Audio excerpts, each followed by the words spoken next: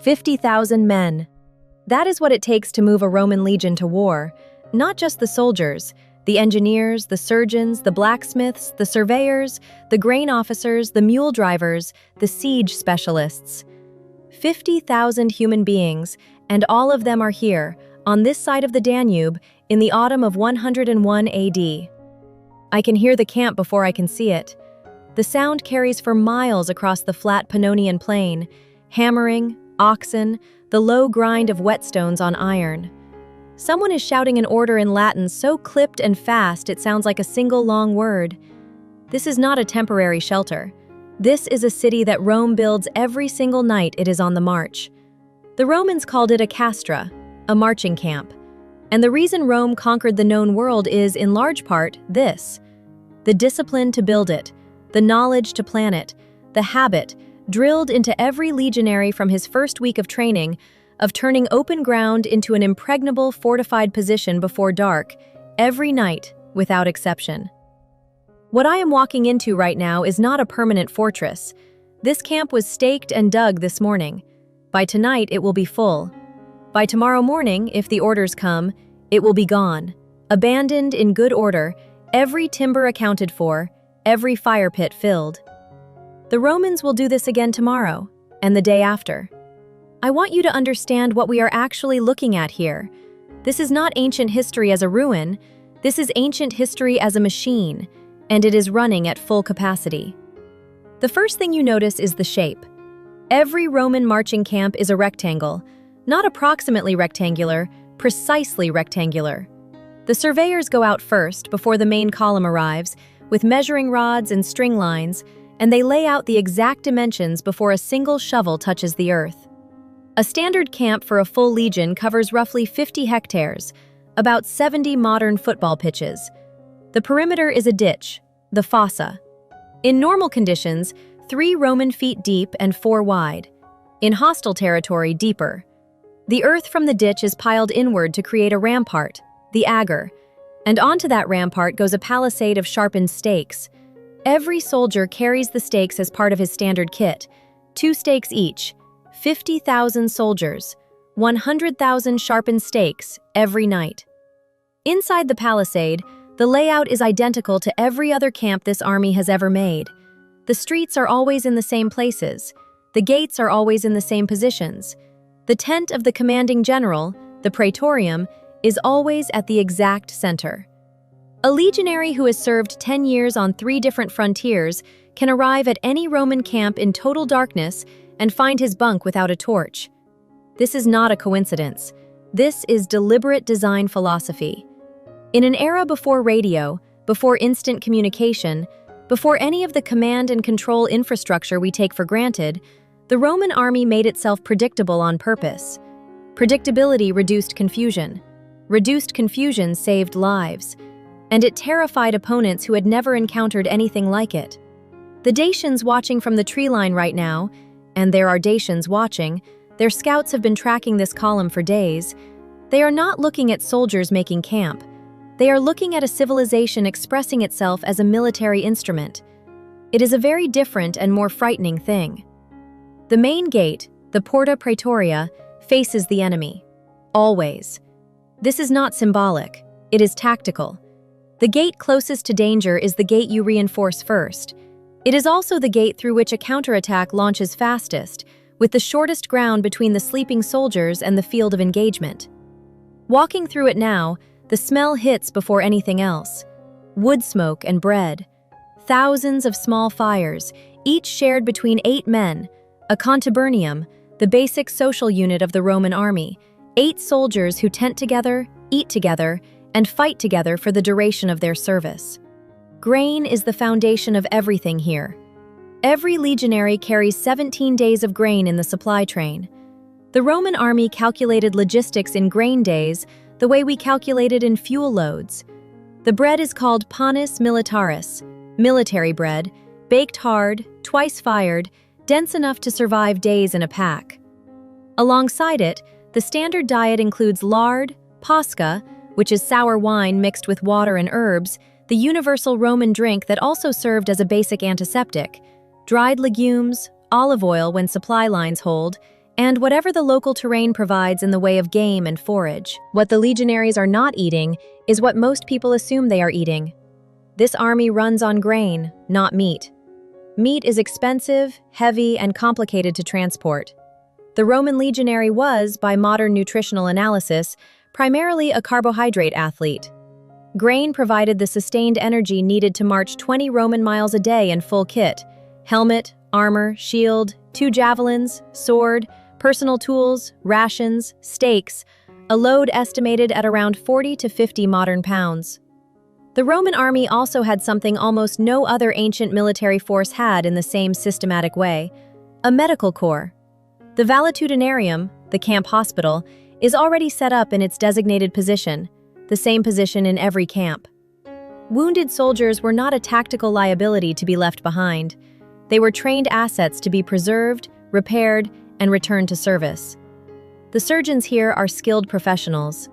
We know from excavated Roman surgical instruments that Roman military medicine included bone saws, forceps, surgical needles, and battlefield-grade wound irrigation.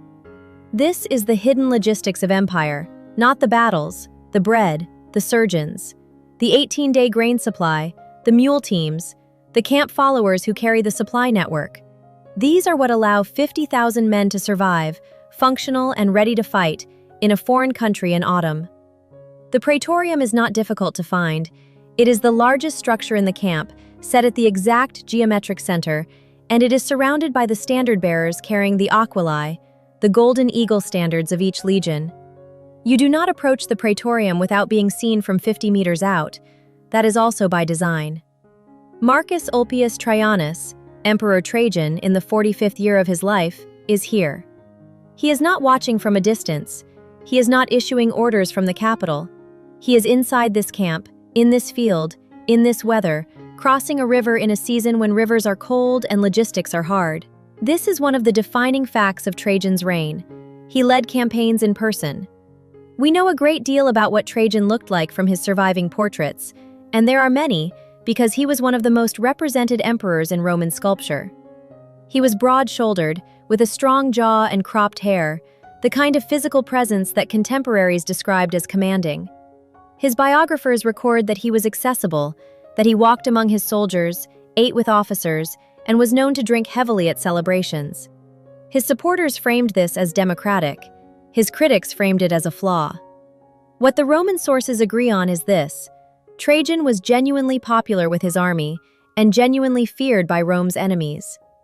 The Dacian king Decebalus had already negotiated a humiliating peace with Rome 15 years earlier.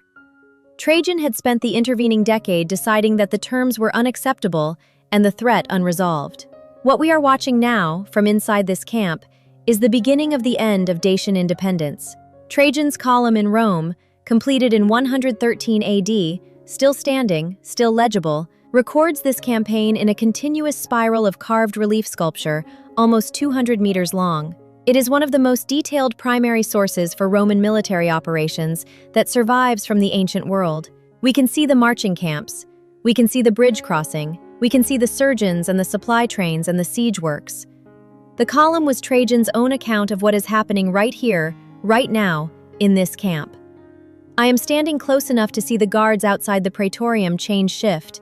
The new watch comes in at a walk, takes up position without ceremony, and the outgoing watch leaves at the same disciplined pace. In a camp of 50,000 people, this kind of routine order is the difference between an army and a mob. The tents are leather, goatskin or calf hide, 8 men per tent, the contubernia unit that defines daily life in the Roman army. Each tent weighs roughly 40 kilograms and is carried on a mule shared by the 8 men. The tent is not comfortable. It is waterproof, it is portable, and it is identical to every other tent in the camp. Comfort is not what this structure is designed for. The men inside those tents right now are professional soldiers, not conscripts, not citizen levies called up for a single campaign. The Roman army of 101 AD is a professional standing force, men who enlisted for 20 to 25 years of service. They are paid a salary, receive land and a cash bonus on discharge, and train continuously in peacetime. The equipment they carry tells you everything about Roman military doctrine.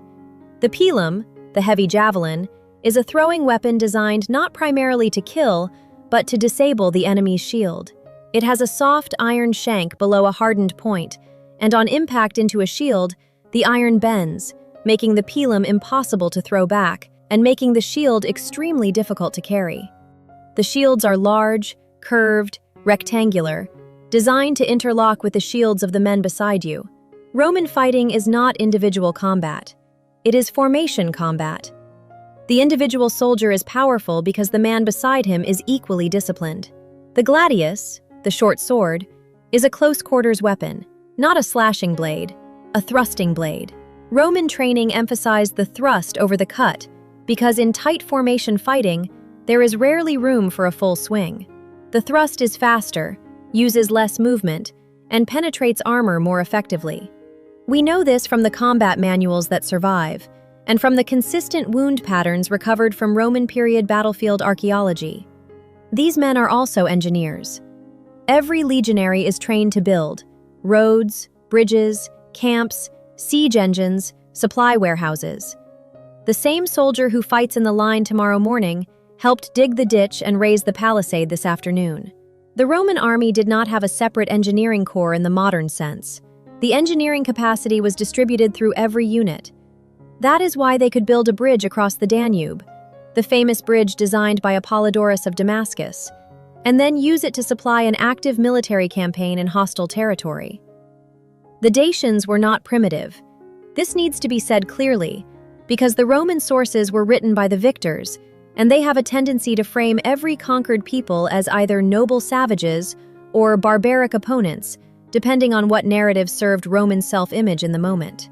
The Dacians had fortified mountain cities, the so-called Dacian fortresses, built with a distinctive technique that combined external stone facing with an interior of earthen fill and timber framing. They had an aristocratic class, a priesthood, a sophisticated metallurgical tradition, gold and silver mines in the Transylvanian mountains that produced enormous wealth. Those mines are part of why Trajan is here. The Dacian gold and silver deposits in what is now Western Romania were among the richest in the ancient world. Trajan's column records captured Dacian treasure being carried back to Rome. The resulting wealth funded the Forum of Trajan in Rome, one of the most ambitious building projects of the imperial period, and provided enough cash for a public donative of exceptional generosity to every Roman citizen. What the Dacians ultimately could not match was the Roman system. Not the Roman soldier individually. Dacian warriors were effective.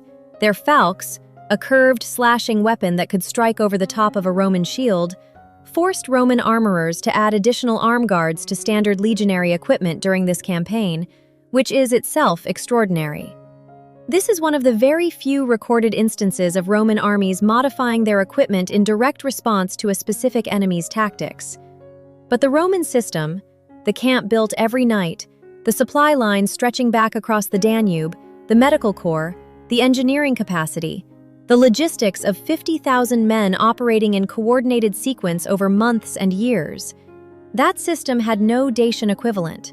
Wars of this era were often decided not by the courage of soldiers, but by the depth of the administrative and logistical structures behind them. Rome had built those structures over 4 centuries. Dacia had no answer for them.